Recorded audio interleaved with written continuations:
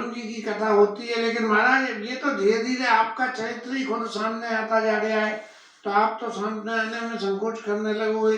लेकिन फिर भी मेरी ये प्रार्थना है कि महाराज ये राम कथा बहुत ही भक्तिभावपूर्ण वातावरण में और चित्त से पूर्ति हो जाए।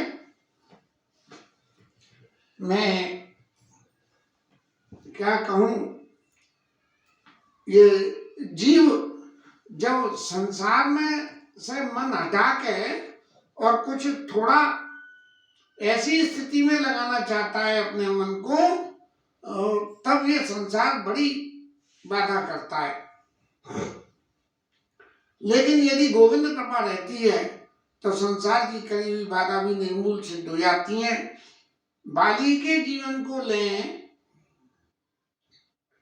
बाली में भगवान ने बल दिया और बल के संग वरदान और मिला कि सामने वाले का और आ जाएगा आधा बल। अभिमान आ गया, अभिमान आ गया तो राक्षसों से जाकर लड़ने गए, राक्षसों से लड़ने गए और राक्षस को मार दिया, दुर्गुण को मारा, लेकिन फिर भी सद्गुण हार गए। नारद बाबा के केस में भी हुआ कि काम को हराने के लिए काम को क्षमा कर दिया और काम छोड़ा तो अभिमान आ गया। बाली के केस में जब अभिमान आ गया तो सुग्रीव को भगा दिया, और जब राम जी के मारने का नंबर आया बाली को, तब बाली ने ये जानते हुए भी कि भगवान राम इसके पीछे हैं, मम भुजबल आश्रिते जानी, और मारा चढ़ से अधम अभिमानी। अरे अधम और अभिमानी, मेरी भुजाओं के आश्रित जान के भी तेने उसे मारना चाहा, तो इससे बड़ा तेरा और क्या अपराध हो सकता है।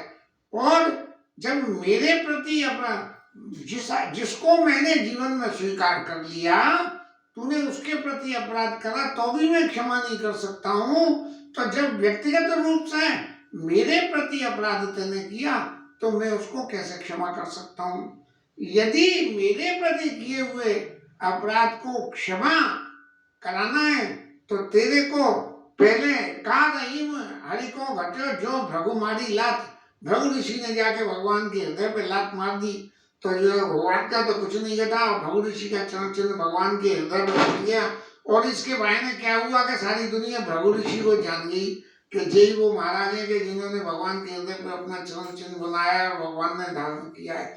तो ऐसा करने के लिए तेरे को जाके फिर ऋषि संत बनना पड़ेगा, और ऋषि संत तू जब बनेगा जब मैं कृपा करूंगा।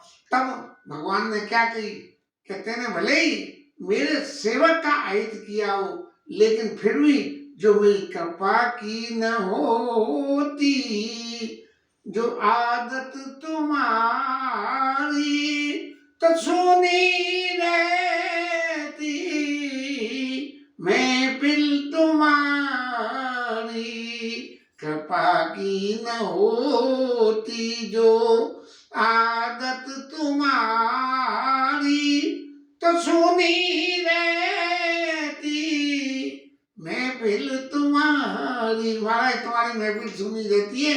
भक्तों ने तो बड़ा बड़ा भगवान को अलंकार दिए, भगवान ने भक्तों के दिए सारे अलंकारों को स्वीकार किया और उसके अनुरूप काम किया, तो सुनी महफिल न हो जाए भगवान की।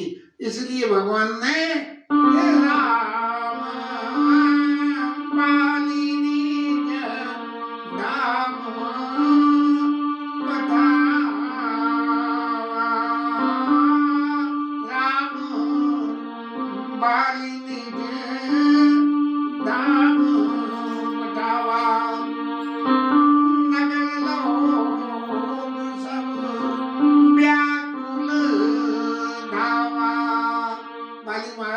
अपने धाम में भेज दिया। बोले तेने मेरे भक्त का हित कराओ चाहे हित कराओ, लेकिन मैं फिर भी तुझे अपने धाम में भेज देता हूँ। क्यों कि अंत समय में बाली ने भगवान के सामने समर्पण कर दिया। जीवन में हम कुछ भी करें, हम जीवन में कितना भी गलत करें सही करें, लेकिन जीवन के अंतिम क्षणों में यदि अपने करे हुए कामों के प्रायश्चित को भगवान के चरणों में समर्पण कर दें तो हमारी सदगति हो जाती है और भगवान हमारी उस गति का ख्याल रखते हैं। इसलिए भगवान ने राम बाली निज धाम पठावा और नगर लोग सब व्याकुल धावा। नगर लोग ने, अरे बाली मर गया, बाली मर गया, बाली मर गया। अब तमाशबीनों का काम था तमाशा जोड़ना है, सब तमाशा जोड़ने आ गए। और उसी में जब तारा जो है, तारा को यद्यपि तारा का स्वरूप मानस में ये नहीं बताया कि ये वास्तव में ये तारा उनकी पत्नी थी, लेकिन तारा ने बाली को अपना पति मान लिया था। ये पहले कहते ऐसा है कि सुग्रीव की पत्नी थी हरली सर्वस्व नारी, और तारा का अपहरण करके जब अपहरण कर लिया तो तारा के सामने कोई और रास्ता ही नहीं थी, उसने जो है बाली को अपना पति मान लिया। इसीलिए गोस्वामी जी ने लिखा सुनो पति जी नहीं मिले सुग्रीव आते दो बंधु तेज शिवा। ऐसी बात जो है गोस्वामी जी ने लिखी कि बाली को पति कह के उसने संबोधन किया है। और नाना विधि विलाप कर तारा विलाप कर रही है कि आप तो मर गए और मैंने बहुत कुछ कहा था, ये जो है आपने मेरा नहीं माना, लिहाजा आपकी जब ये गति हुई। अब भगवान ने एक तरह से यदि हम देखें कि भगवान को पहचानने की गलती तो बड़े बड़े ऋषि मुनि और सब कर जाते हैं, लेकिन तारा ने भले ही उनको भगवान स्वरूप में नहीं पहचाना, लेकिन ये पहचान लिया कि नहीं ते दो बंधु तेज बल शिवा। वो तेज और बल की सीमा है, उससे ज्यादा कहीं कुछ हो ही नहीं सकता है। जब इतनी सी बात भगवान की प्रभुता की तारा ने जान ली थी तो भगवान तारा को रोते देख के और उसके पास में आके कहते हैं, भगवान ने कहा तारा के पास आकर, तारा विकल देखी रघुराया और दीन ज्ञान हर लीनी माया। तारा को भी, बाली को तो ज्ञान मरते वक्त में दे दिया, लेकिन जो पत्नी पति की सेवा कर रही है उसकी भी गति सीधी पड़ जाए, इसके लिए दीन ज्ञान हर लीनी माया। जिसको वो अपने माया से अपना पति समझ रही थी तो उसको ज्ञान दिया कि ये शरीर तेरा पति नहीं है, तेरा पति वो है जो मेरे धाम को गया है, और जो मेरे धाम को गया है उसके बारे में शोक करने से क्या मतलब। इसलिए भगवान ने ये कहा क्षिति जल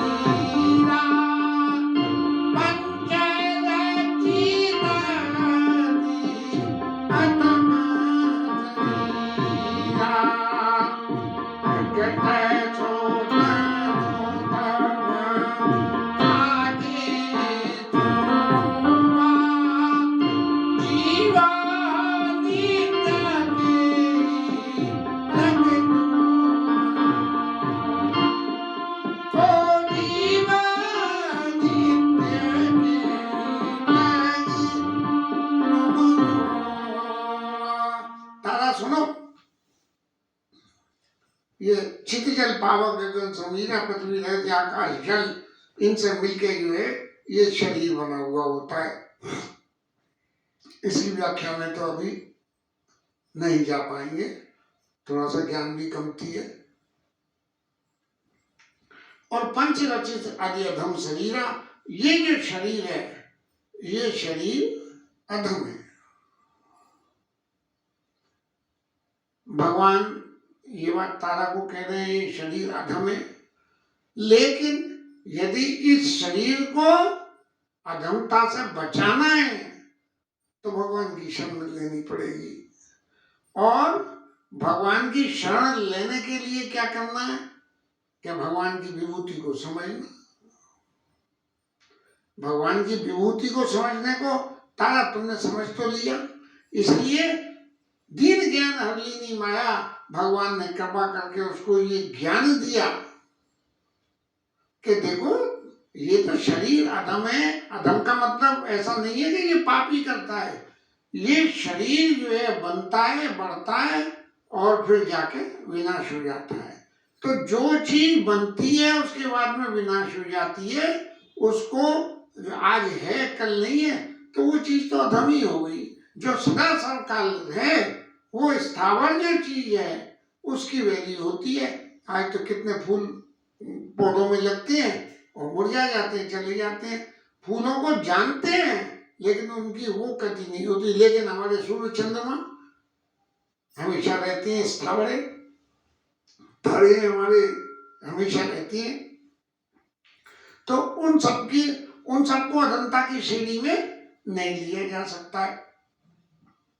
पंच रचित अधम शरीरा, और बोले जो ये अधम शरीर है, तो जिस शरीर को अपना मान नहीं है, अपना पति मान नहीं है जिस शरीर को, वो शरीर तो यहाँ पड़ा है तेरे आगे। और जो इस शरीर में प्राण देने वाला जो जीव है वो नित्य है। कैसे? बिजली का तार लगा हुआ है, बराबर बराबर लगा हुआ है, घर में चारों तरफ डला हुआ है। बिजली का तार, पंखे बत्ती सब लटके हुए हैं। लेकिन यदि उस तार में बिजली आने वाले मीटर से करंट न जाए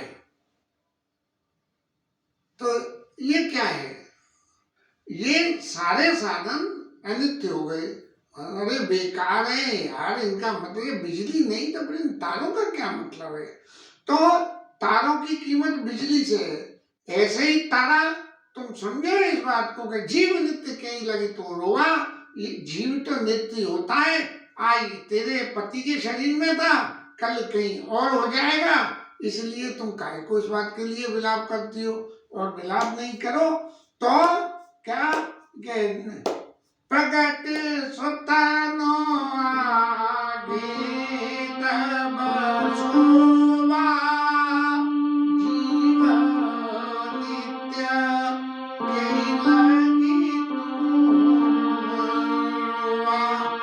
अब एक बात हम विचार के देखें, ये अधम शरीर में किसी भगवान की विभूति के बारे में जानकारी में विश्वास हो जाना, और इतनी जल्दी कि भगवान ने 4 शब्द कहे कि क्षितिजल भाव गगन समीरा पंच अधम शरीरा, प्रगट सो तन आगे तब सोवा, और जीव नित्य के लगी तुम रोवा। तो तुम किसके लिए रोती हो? तो उपजा ज्ञान पैदा हो गया तारा को, भगवान ने कृपा करी तो उपजा ज्ञान चरण तब लागी, और लीने सी परम भगति बरवानी। अब तो तारा मैया खूब जो है समझदार हो गई और भगवान से ये कहा कि प्रभु जब आपने ये बात कही है और मेरे समझ में ये सारी बातें आ गई, तो महाराज दया कर दान भक्ति का हमें परमात्मा देना। दया कर दान भक्ति का हमें परमात्मा देना। उन्होंने कहा लीने से परम भगत हमारी परम भक्ति, भक्ति भी छोटी मोटी नहीं, परम भक्ति क्या हुआ? कैसे कि जो है उसके आगे की कोई सीमा ही नहीं है। और इस भक्ति के संदर्भ में यदि थोड़ा सा जो हमारे ब्रज में गाते हैं, हमारो धन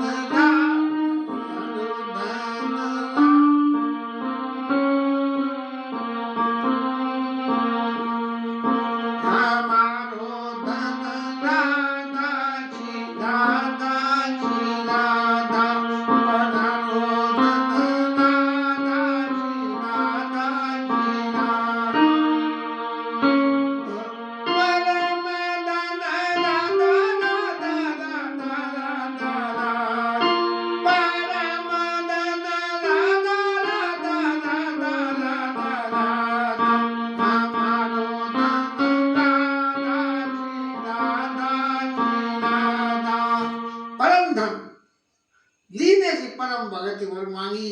ऐसी भक्ति का वरदान मांग लिया कि जो कभी वहां से टले नहीं। भगवान कितने दयालु हैं। भगवान को जरा सा भी यदि जान लो और जान के मान लो और मानने के बाद में उनको पहचान लो। जानो, मानो और पहचानो। हम जानते हैं कि सोना कीमती है।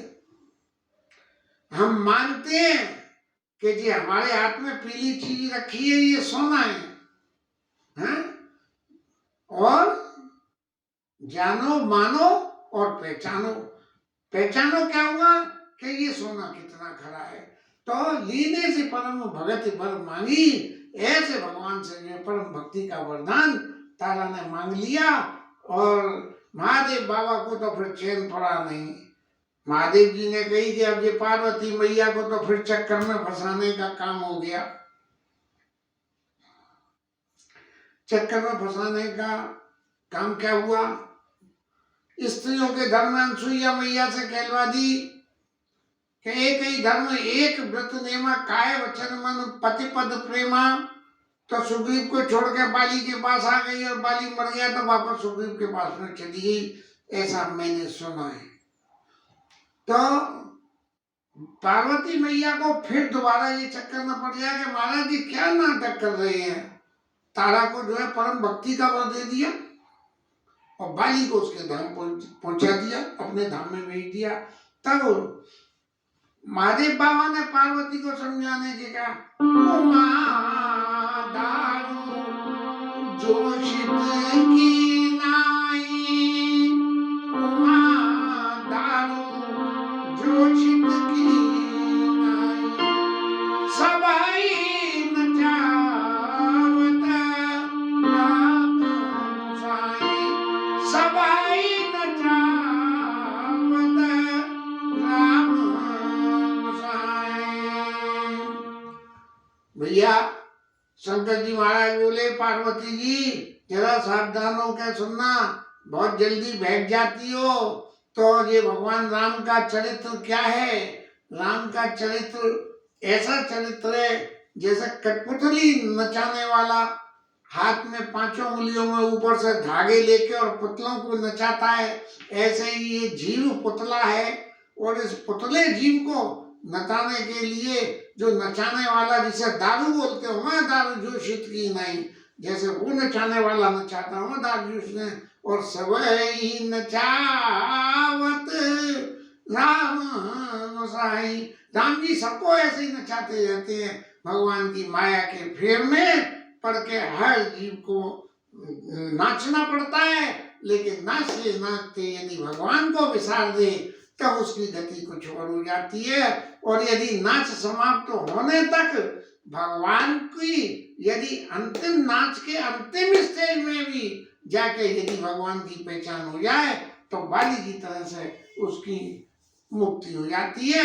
ये बाली मुक्ति का प्रसंग यहाँ पूरा करके और राम जी के आगे के क्षेत्र को वर्णन करते हुए गोस्वामी जी महाराज कह रहे हैं, पुण्य सुग्रीवई आय दीना मृतक कर्म विधिवत सर्वकीना, मृतक कर्म विधिवत सर्वकीना।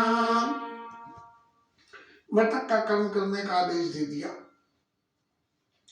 और मृतक का कर्म भी विधिवत होना चाहिए।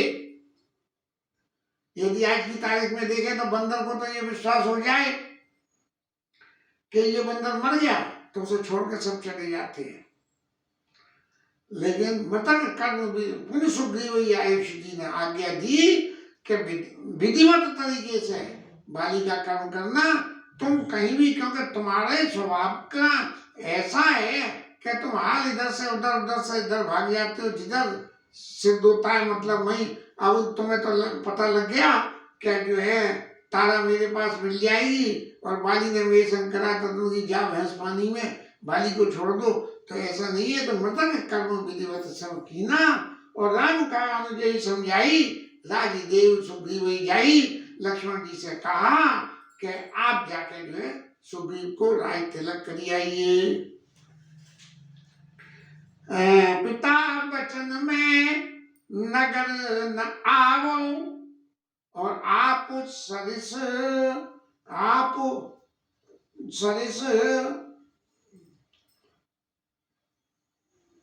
नहीं, गलत है क्या?